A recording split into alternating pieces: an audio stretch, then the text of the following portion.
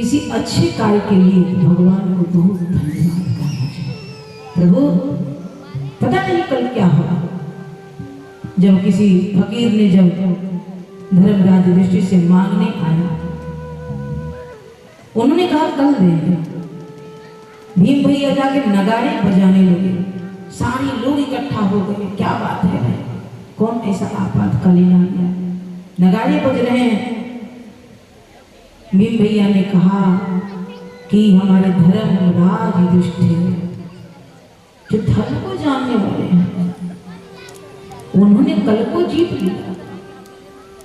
अच्छा हाँ, मांगने वाले को इन्होंने कहा कि कल देंगे। अरे कल किसने देखा है? काल करे सो आज कर, काल करे सो आज कर, सब ही साज तेरे हाथ। काल काल तू क्या करे, काल काल के हाथ। आपके हाथ में नहीं है, वो काल के हाथ में है। ये जितने यज्ञ हैं, जितने अनुष्ठान हैं, जितनी कथाएं हैं, ये सब गृहस्थों के लिए बना है। गृहस्थों को परमात्मा ने दिया है। इसीलिए जितने व्रत हैं, दान हैं, वो आपके लिए बना है, ताकि ला करके आप दान करें, आप दें। एक गृहस्थ का सबसे बड़ा दायित्व है। एक व्यक्ति था, कुछ कृपा थी, जब संपन्न था, धन दौलत थे, तो वो 3 यज्ञ किया। 3 यज्ञ। यज्ञ की कितनी महत्ता है बता रहे हैं। सांख्य सूत्र में जब आप पढ़ेंगे तो भगवान श्री कृष्ण से जब पूछा गया कि मनुष्य को अगर चाहे मनुष्य कि हम स्वर्ग जाएं, तो कैसे जा सकता है? भगवान ने कहा दुनिया में एक ही चीज बना और वो यज्ञ बना। जब ब्रह्मा जी ने सृष्टि की रचना किया, तो ब्रह्मा जी सृष्टि की रचना करने के बाद से मनुष्य इससे एक एग्रीमेंट हुआ। परमात्मा ने कहा कि देखो समय समय से वर्षा होगी, समय समय से जो फसल बोओगे उसमें अन्न लगेंगे। इस धरती पर न औषधियों की कमी होगी, न अन्न की कमी होगी, न जल की कमी होगी, न फल की कमी होगी।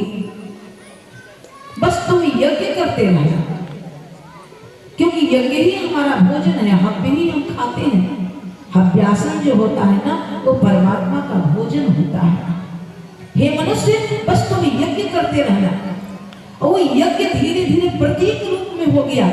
शादी विवाह में होता है तो पूरी लकड़ियां जले न जले, धुआं उठ रहा है, 4 लकड़ी धर के पंडित जी थोड़ा सा घी गुड़ मिक्स करके 5 बार स्वाहा स्वाहा कर दिए। अब जिंदगी चाहे स्वाहा हो चाहे कुछ भी हो गया पंडित जी का हो गया।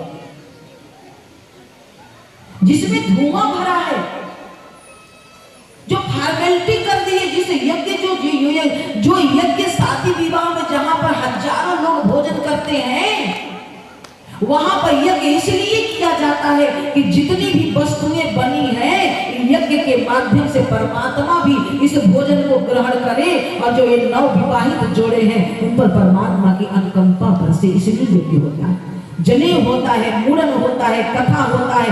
यज्ञ को इसीलिए जोड़ा गया। यज्ञ प्राण है, यज्ञ ऊर्जा है जी। वो यज्ञ औषधियों को पकाने वाला है। एक सूर्य है, सूर्य भी यज्ञ है। एक यज्ञ है जो चूल्हे में है, एक यज्ञ है जो जठराग्नि के रूप में हमारे पेट के अंदर है, एक यज्ञ है जो परमात्मा को औषधि देता है। ये यज्ञ इसीलिए बना। यज्ञ को धीरे धीरे, अभी आप लोग ने होली मनाया, होलिका दहन हुआ। होलिका दहन क्या है? बहुत बड़ा यज्ञ है। पहले घर घर में ये सरसों के उबटन बनते थे, हर लोगों को मीसा जाता था और वो ले जा करके उसमें छोड़ा जाता था। बढ़िया पुआ पूरी बना करके, बढ़िया बढ़िया पकवान बना करके और ले जा करके यज्ञ देवता में वो आहुति दी जाती थी। हे परमात्मा, मेरे जीवन के जो रोग हैं, दोष हैं, ये भी तुम्हारे अंदर भस्म हो जाए और मेरे घर में जो अच्छे अच्छे पकवान बने हैं वो भी भगवान को खिलाया जाता। लेकिन हम क्या किए? हम गंदगी तो ले जाके फेंक आते हैं, लेकिन एक गोजिया देने का कलेजा नहीं रखते हैं भगवान को। देते हैं क्या कभी? ले जाके छोड़ते हैं? कितने लोग हैं जो छोड़ते हैं? आज भी आप देखिए सिखों को, वो लोग कितना बढ़िया से मनाते हैं, इतना इतना लाई और लाचीदाना और मिठाइयां लिए रहते हैं और उनके भावर घूमते रहते हैं और यज्ञ देवता में डालते रहते हैं और हर मनोकामना पूर्ण हो जाती है उससे। हर मनोकामना, बड़े बड़े जो निसंतान माताएं जाकर संतान की कामना करती हैं, नौकरी की कामना करती हैं, स्वस्थता की कामना करती हैं, विवाह की कामना करती हैं और जाकर के पूरा हो जाता है। आज हम क्या किए? हम उस चीज को इतना छोटा कर दिए, इतना फॉर्मेलिटी के तौर पर कर दिए कि सब हमारी जो संस्कृति है, पहचान है, वो खत्म होती चली जा रही है। ये त्योहार हम क्यों मनाते हैं? क्यों मनाते हैं बताइए? इसलिए कि हमारी संस्कृति जिंदा रहे। ये बार बार हर साल नवरात्र मनाते हैं, हर साल हम लोग होली दीपावली मनाते हैं, बार बार त्योहारों को रिपीट करते हैं। क्यों करते हैं? पीढ़ी दर पीढ़ी हमारी संस्कार जीवंत रहे, इसके लिए रिपीट करते हैं। हमारी संस्कार कहीं मर न जाए, हमारी संस्कृति कहीं लुप्त न हो जाए। लेकिन जब बड़े ही लुप्त कर रहे हैं तो छोटे क्या मानेंगे? आप बताइए। उस गृहस्थ के पास भगवान ने धन दिया था, उसने 3 यज्ञ किया। आपके बनारस में दशाश्वमेध घाट क्यों है? वहां पे मुर्दे जलाए जाते हैं, क्यों? प्रभु श्री राम ने 10 अश्वमेध यज्ञ किए थे। 10 अश्वमेध यज्ञ, तभी इतनी ऊर्जा और इतनी महत्वपूर्ण है दशाश्वमेध घाट, तब महत्वपूर्ण है। और उसी दशाश्वमेध घाट पर जब हमारे मदन मोहन मालवीय जी बनारस विश्वविद्यालय का निर्माण कराना था और वहां के राजा थे बलदेव सिंह, उनके पास गए धन की याचना करने। उन्होंने कहा कि मैं क्यों दूं, मैं तो पहचान कर नहीं, मैं कैसे विश्वास कर लूं कि तुम विश्वविद्यालय के निर्माण के लिए मांग रहे हो? मैं नहीं दूंगा। मदन मोहन मालवीय जी आ गए और दशाश्वमेध घाट पर बैठ गए और जितने मुर्दे आते और लाई और पैसा फेंका जाता था, उन पैसों को बीनने लगे मदन मोहन मालवीय जी। किसी व्यक्ति ने जाकर के राजा जी से कहा, वो जो ब्राह्मण आया था विश्वविद्यालय के लिए दान मांगने के लिए, वो 10 दिन से दशाश्वमेध घाट पर बैठ करके मुर्दों के ऊपर से वो पैसे बटोर रहा है। राजा जी बुलाया मदन मोहन मालवीय जी को और पूछा, ये जो तुम मुर्दों को फेंके हुए पैसे बटोर रहे हो, क्या इससे विश्वविद्यालय का निर्माण हो जाएगा? तो मदन मोहन मालवीय जी हंसने लगे। राजा जी ने कहा कि नहीं, बताओ तो हो जाएगा। बोले कि नहीं होगा तो नहीं, लेकिन कम से कम जिंदों से मुर्दे तो अच्छे हैं कि जाते जाते कुछ दे के जा रहे हैं। राजा जी को सबक सिखाने के लिए 10 दिन से वहां पे मदन मोहन मालवीय जी बैठे थे। मर जाऊं मांगो नहीं, निज कारज के काम जनहित कार्य मांग्यो, मोहि न आवे लाज, मोहि न आवे लाज। ऐसे हमारे महापुरुष थे। मर जाएंगे, खाए बगैर मर जाएंगे, खाने के लिए कभी नहीं मांगेंगे, लेकिन जब जब धर्म का काम आएगा, जब जब समाज का काम आएगा, तब तब महापुरुष निकल करके अपनी सारी सीमाओं को तोड़ करके और मांगे हैं और मांगते रहेंगे इस संस्कृति को बचाने के लिए। तभी संस्कार जिंदा है और आपको देना पड़ेगा। अगर नहीं दे रही हैं तो भगवान आपको इस समय देने लायक बनाया है। तो ऐ दुनिया वालों, तुम देने में कोताही कर रही हो, तो अगर अगले जन्म में मांगने वाला बना करके भेजेगा तो समझ में आ जाएगा। देने वाला बनाया है तो देना नहीं चाहते हो, तो भगवान कहेगा भैया जब दिए थे तो देना नहीं चाहते थे, तो कम से कम एक बार मांग करके तो देख लो। इसलिए ऐ दुनिया वालों, इस गृहस्थ पर सारा धर्म टिका हुआ है। उस गृहस्थ ने 3 यज्ञ किए और धीरे धीरे परिवार बढ़ने लगा, स्थितियां खराब होने लगी, घर में भोजन पानी कम होने लगे। उसने कहा क्या करूं, अच्छे समय थे तो मैंने 3 यज्ञ किए थे, आज घर की स्थितियां खराब हो गई। किसी ने कहा कि भाई धर्मराज के पास जाओ और इसमें से एक यज्ञ बेच दो और बेच करके धन लाओ। उसने कहा कि अच्छा, ये जो मैंने यज्ञ किया है, जो मैंने दान किया है, ये जो मेरे सत्कर्म है, वो बेचे जा सकते हैं? हाँ, बेचे जा सकते हैं। पति पत्नी दोनों, पत्नी से कहा रोटियां बना लो, और रोटी पत्नी बना ली और दोनों जाने लगे। पत्नी बार बार कहती भूख लगा है, साथ में छोटा बच्चा था, भूख लगा है, कहीं रोटियां खा लेते हैं। गृहस्थ कहता था कि नहीं देवी, अभी नहीं, रोटियां कम है ना, मार्ग बहुत लंबा है, थोड़ा और चलो। चलते चलते एक घना जंगल आया, घना जंगल, और जब घने जंगल में वो गया, बड़ा बढ़िया झरना गिर रहा था पानी। गृहस्थ ने कहा कि देवी अब यहीं पर रोटियां खाई जाएंगी, पानी पी करके यहीं पर विश्राम किया जाएगा, रोटियां खोलो। जब रोटियां निकाली गई, एक गृहस्थ का कर्तव्य क्या है, हमारी भारत की संस्कृति क्या है, एक कथा बताती है, ये प्रज्ञा पुराण बताती है। वो गृहस्थ जब रोटियां खोल दी गई, भोजन करने बैठा तो भगवान को स्मरण किया, तेरी बड़ी कृपा है, तूने दिया है, ये आपको अर्पण है, तेरा तुझको अर्पण क्या लागे है। उस गृहस्थ ने आवाज लगाई, कोई भूखा तो नहीं है, इस जंगल में कोई भूखा तो नहीं है।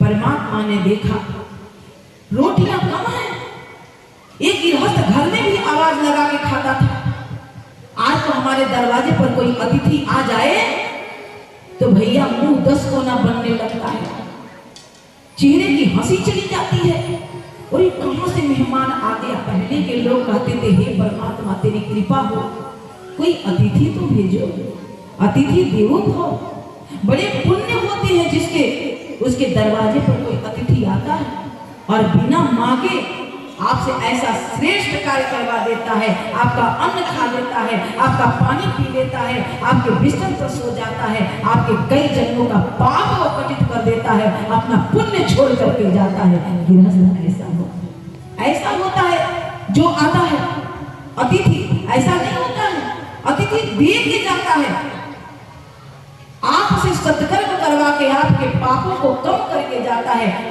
अपने हिस्से का पुण्य दे करके जाता है। कोई संत महात्मा, कोई ज्ञानी आ जाए, कोई फकीर आ जाए। उस गृहस्थ ने जंगल में भी आवाज लगाई, भगवान स्वयं कंकाल का रूप धार करके और निकल करके आए और बोले कि मुझे बड़ा भूख लगा है, कई वर्षों से मैं तप कर रहा था इस जंगल में, मुझे बड़ा भूख लगा है, मुझे भोजन दे दो। गृहस्थ ने अपनी रोटियां दे दी, खाया, बोला भूख तो और भड़क गई, पत्नी ने दे दी, बच्चे ने दे दिया, खाया, पानी पिया, हाथ धोया, और तभी एक नेवला गुजरा, और नेवला जब लोटपोट हुआ, नेवले का आधा शरीर सोने का हो गया, सोने का। और वही जब गृहस्थ धर्मराज के दरबार में पहुंचा, और जब धर्मराज के दरबार में गया, और जब धर्मराज के सामने खड़ा हुआ तो धर्मराज ने कहा कहो गृहस्थ, तूने 3 यज्ञ किए और एक वाजपेयी यज्ञ किया, तू कौन सा दान बेचना चाहता है?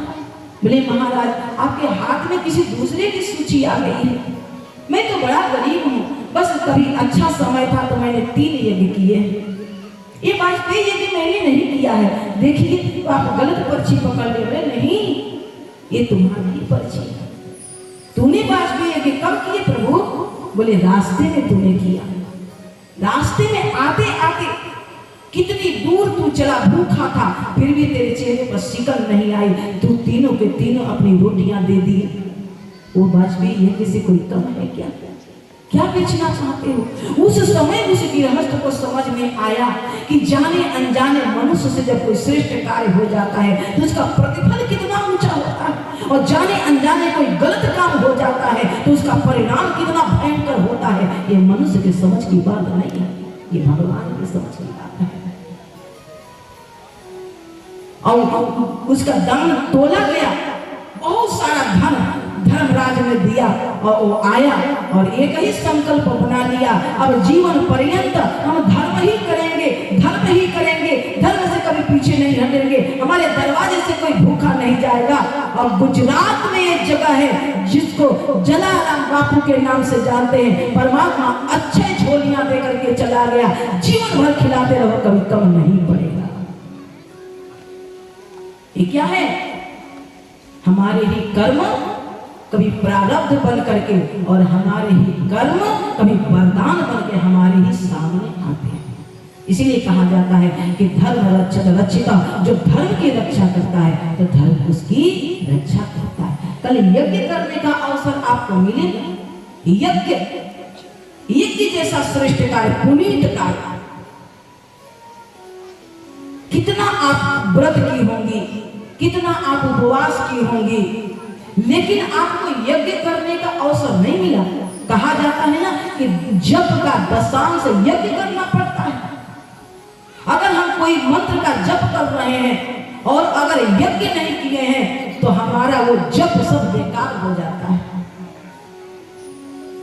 इसीलिए गुरुदेव ने बलि पैसे की प्रथा बनाई, घर में नित्य यज्ञ करो, नित्य यज्ञ करो, 5 ही आहुति भगवान को दो, लेकिन दो कैसे देंगे भाई, कैसे देंगे? यहाँ एक पुस्तक बिक रही होगी, उसको खरीद लीजिएगा, बलि पैसे के नाम से 5 मंत्र हैं उसमें। ओम भूर्भुवस्वः तत्सवितुर्वरेण्यं भर्गो देवस्य धीमहि धियो यो न प्रचोदयात् स्वाहा।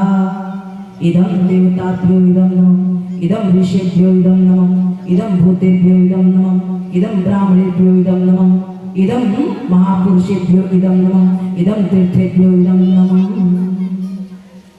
आहुतियां हैं, भूतेभ्यो मतलब भूत प्रेत नहीं, हमारे पहले जो हमारे घर के पूर्वज गए और उनको कभी यज्ञ करने का अवसर नहीं मिला, ये आहुतियां हे परमात्मा उनके तरफ से मैं दे रहा हूँ। इदम गायत्री इदम नमः, ये जो मैं आहुति दे रही हूँ ये अपने लिए नहीं, पूरे पशु पक्षी जीव जंतु पेड़ पौधों की सुरक्षा के लिए, उनके पोषण के लिए दे रही हूँ।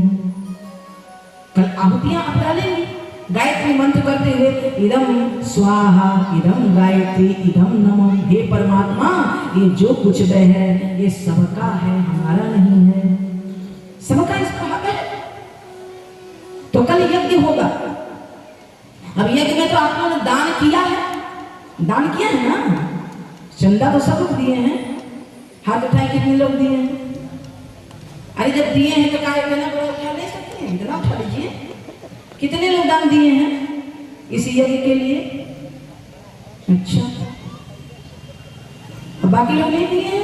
नहीं दिए तो देंगे, और नहीं देंगे तो फिर भगवान भी आपसे कहीं ना कहीं लेंगे, भाई तो कहीं ना कहीं लेगा। अब यहाँ नहीं देंगे तो वहां देंगे, वहां नहीं देंगे तो वहां देंगे। केवट ने यही बात कहा ना भगवान राम से कि प्रभु आप मेरे दरवाजे पर आए हो तो हम आपको पार लगा देंगे, और जब हम आपके दरवाजे हैं आप पार लगा देंगे। जाति तो दोनों एक ही है, एक ही है। तो उसी तरह से परमात्मा यहाँ नहीं देंगे तो कहीं ना कहीं लेगा, चाहे वहां कहीं हॉस्पिटल में ले और चाहे कहीं ना कहीं लेगा। इसलिए भगवान का जब कार्य हो तो देना चाहिए। तो कल यज्ञ होगा तो दान देने की तो बात छोड़िए, वहां रसीद कट कोई काट रहा हो उसमें रसीद कटवा लीजिएगा, लेकिन कल जिस तरह से मंदिर जाती हैं और पूजा की थाल सजाती हैं, उसी तरह से छोटे से प्लेट में अब कोई हमारी बहन न रहे जो कल यज्ञ में न आए, क्योंकि भगवान को भोजन कराने का अवसर मिल रहा है। और इस अवसर से अगर आप वंचित रह जाएंगी तो हम तो यही कहेंगे, कुछ और नहीं कह सकते, यही कह सकते कि आपके जितना नादान कोई नहीं होगा। किसी गलत शब्द का इस्तेमाल तो व्यास से नहीं कर सकते, लेकिन ये जरूर कहेंगे कि आप मूर्ख हैं, पढ़ी लिखी मूर्ख हैं, क्योंकि भगवान को कुछ देने का अवसर आए और उस अवसर को हम चुक जाए तो हमसे बड़ा मूर्ख कौन होगा? कोई होगा क्या? कोई नहीं होगा। तो कल एक छोटी सी थाली सजाइएगा और उसमें कुछ नहीं तो 2 फूल ही रख लीजिएगा, कुछ नहीं तो काजू किशमिश ही रख लीजिएगा। और जब यहाँ पर आपको हवन सामग्री मिलेगा जो हरिद्वार शांति कुंज से आया हुआ है, तो जब प्लेट में जब आपको मिले ना, तो उसमें अपनी जो सामग्रियां लाई हैं, किशमिश लाई हो, काजू लाई हो, बादाम लाई हो, दाल मखाना लाई हो, तो उस हवन सामग्री में डाल देना। और डाल करके जब आहुतियां हो तो परमात्मा को खूब प्रेम से खिलाना। हे प्रभु धन्य है ये जीवन, आज आपको भोजन कराने का अवसर मिल रहा है तो कराना। घी की कटोरी तो रखी रहेगी, लेकिन मान लीजिए कि किसी के घर घी हो तो छोटी सी कटोरी में घी लेकर के आना, और जो घी की कटोरी रहेगी उसमें घी डाल देना अपनी। कहा जाता है कि जो 100 बूंद रोज भगवान को घी खिला दे, 100 बूंद रोज, तो भगवान किसी न किसी रूप में उसके घर आकर के चाकरी करता है, उसकी सहायता करता है। इसीलिए हम शाम के बेला में या सुबह के बेला में या घर के बाहर या तुलसी जी के पास या मंदिर में घी के दीपक जलाते हैं। घी के दीपक जलाने से परमात्मा रेडी हो जाता है, इतना महत्व है घी का। इसलिए कल यज्ञ होगा तो हम भगवान को कुछ ना कुछ थोड़ा सा घी ला करके उसमें डाल दें। गायत्री को अपने जीवन में धारण किए, उनके गुरु साक्षात सूर्य देवता हैं और सूर्य का मंत्र गायत्री है। जब सूर्य गुरु बन करके और गायत्री मंत्र जब हनुमान जी को देते हैं, तो वही हनुमान जी जो सुग्रीव के साथ छुपे छुपे फिरते थे, आप कितना करामात करने लगे। क्या हो गया? गुरु समान दाता नहीं, कीचक शिष्य समान, 3 लोक की संपदा सो गुरुदीनी। वो दान में देता है गुरु। गुरु जिसको छू ले वो मील का पत्थर बन जाता है। किसी दिन गुरु पर व्याख्या करेंगे। अभी तो आज चूंकि गायत्री का महाविज्ञान का इस पावन प्रज्ञा पुराण कथा का प्रथम दिन है, और प्रथम दिन में मनुष्य को समझने में बुझने में वहां के वातावरण को, लेकिन यहाँ का वातावरण बड़ा ही दिव्य है, बहुत ही दिव्य है। जितना पल आप इस धरती पर बैठेंगी ना, ये समझ लेना आपका परम सौभाग्य है। जब कभी भी समय मिले तो जरूर आकर के थोड़ी देर माँ के प्रांगण में बैठा करें, क्योंकि ये ऊर्जावान क्षेत्र है, ऊर्जावान जगह। जय हो, गाइए कैसे